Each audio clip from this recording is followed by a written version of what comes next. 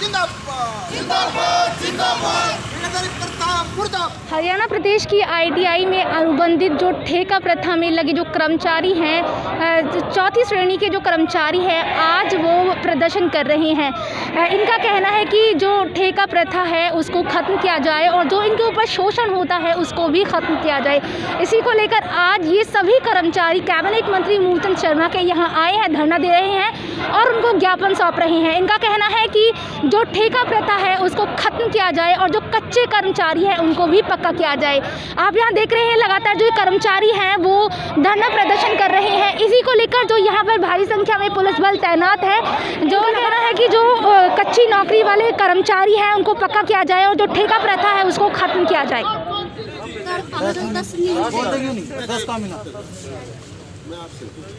कितने मिलते हैं? 6,000 हम देते हैं। 6,000। हाँ जी। मिलने कितने चाहिए? मिलने कितने चाहिए? अलग अलग रेट है, 12 से 14। हाँ जी, ऐसे जो सर टीसी रेट होता है ना अलग अलग डिस्ट्रिक्ट को, वो मिलना चाहिए। आईटीआई के जो आउटसोर्स पे कर्मचारी हैं ये ज़्यादातर 4th क्लास हैं और इनकी शिकायतें हमारे पास ये आई हैं कि जब भी नया टेंडर होता है तो पुराने कर्मचारियों को हटा दिया जाता है और इनसे पैसे मांगे जाते हैं। अगर ये पैसे नहीं देते तो कोई भी चार्ज लगा के कि ये काम नहीं कर रहा, ये ज़्यादा बोलता है, इसने फलाने के साथ बदतमीजी की है, इनको हटा दिया जाता है। या एक जगह पे एक ज़िले में ये भी हुआ कि जब सारी महिलाएं मिली और उन्होंने काम पैसे नहीं देंगे तो ठेकेदार ने और प्रिंसिपल ने मिलके ये कहा कि हमें जो आपकी पोस्ट है ना इसकी ज़रूरत ही नहीं है, इस पोस्ट को हम ख़त्म करते हैं और दूसरी पोस्ट के कर्मचारी लगाते हैं। एक दो जगह शिकायतें ये भी आई कि इनसे वापस पैसे ले लेते हैं। मान लो 9,000 तनख्वाह है, 6,000 के 5,000 वापस ले लिए। और इसके अलावा जो शनिवार है आईटीआई की छुट्टी होती है, शनिवार को भी छुट्टी नहीं होती, केवल सफाई का काम नहीं बल्कि दूसरे काम भी लेते हैं, बहुत सारा काम लेते हैं लेकिन उनको वेतन नहीं मिलता। और एक दो जगह ऐसी शिकायतें भी आई कि कर्मचारी का नाम नहीं है, कर्मचारी काम दूसरा कर रहा है उसका नाम नहीं है। जहाँ पर ईपीएफ की बात है, ईएसआई की बात है, वो खाते भी, वो पैसे भी इनका हिसाब किताब नहीं देते। तो ये बहुत ज़्यादा मतलब इनका शोषण है। यमुनानगर से, पानीपत से, गुड़गांव से, पाथरी से, इन जुलाना से, इतनी जगह, कालको से, इतनी जगह से हमारे पास शिकायत आई कि हमारे को हटाया जा रहा है। अब क्यों हटाया जा रहा है इन दिनों में? क्योंकि इन दिनों में नए टेंडर होने हैं और विभाग के, गवर्नमेंट के रूल के हिसाब से जो कच्चा कर्मचारी है उसको कच्चे कर्मचारी की जगह रिप्लेस नहीं किया जा सकता। और जो प्रधान नियोक्ता होता है, जो प्रिंसिपल हैं, वो इसके ज़िम्मेदार होते हैं, उनकी जिम्मेदारी बनती है कि वो कर्मचारियों को ना हटाए।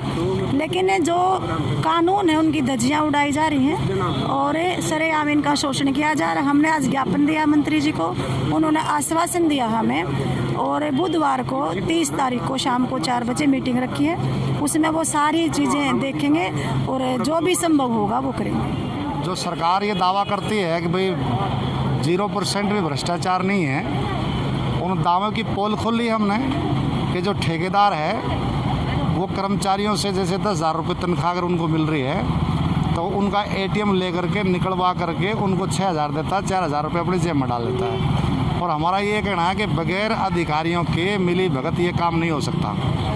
एक आरोप तो ये है। दूसरा आरोप ये है कि जो कर्मचारी ठेके पर लग रहा 8-10 साल हो गए, 1 साल के बाद ठेका ख़त्म हो गया तो उसको हटा करके नया कर्मचारी लगाएंगे।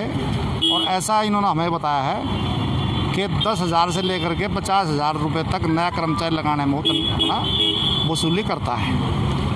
और इसका अगर कोई विरोध करे तो उसको नौकरी से निकाल दिया जाता है। नौकरी से इसलिए निकाला जाता है कि तू क्यों इसका बात का विरोध कर रहा है।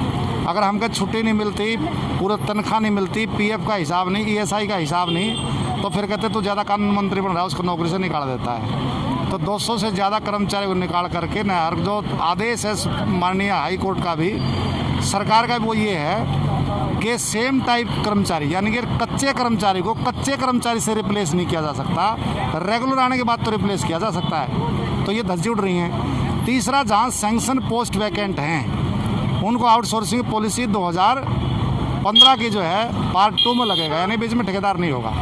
और यहाँ पोस्ट सैंक्शन है और पार्ट 1 में लगा रखे, ठेकेदार बीच में घुसेड़ रखा है। तो इस मिली भगत के खिलाफ प्रदर्शन। ठेकेदार के नीचे जो काम करते हैं इनका है कि जो वेतन हमें मिलता है पूरा वेतन हमें मिल नहीं रहा, और ठेकेदार जो हमारे साथ जो हमारी जो मिलती है मजदूरी इसमें कटौती करता है।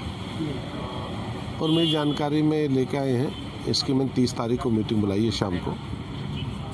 जो भी ठेकेदार है जिस प्रिंसिपल का उसके खिलाफ हम कार्रवाई करेंगे, सबूत के साथ इनके साथ मीटिंग है।